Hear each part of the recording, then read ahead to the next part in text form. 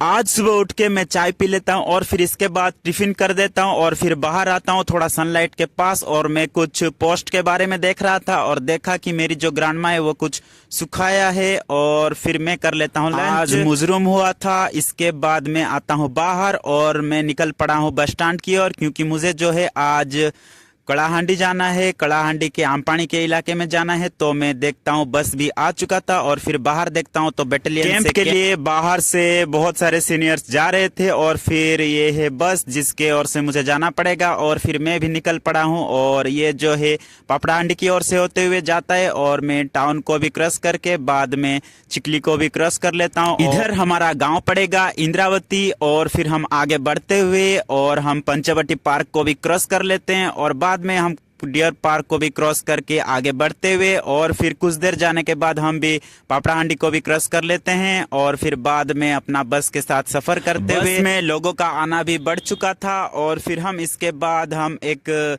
घाटी को क्रॉस करेंगे। घाटी के रोड के साइड साइड पे कुछ वाइल्ड एनिमल रहते हैं और ज्यादातर मंकीज भी रहते हैं जो कि बहुत सारे इकट्ठा होकर रहते हैं। और फिर बाद में हम कुछ देर जाने के बाद हम आगे बढ़ते हुए और क्रॉस कर लेते हैं और पहुंच जाते हैं आमपानी।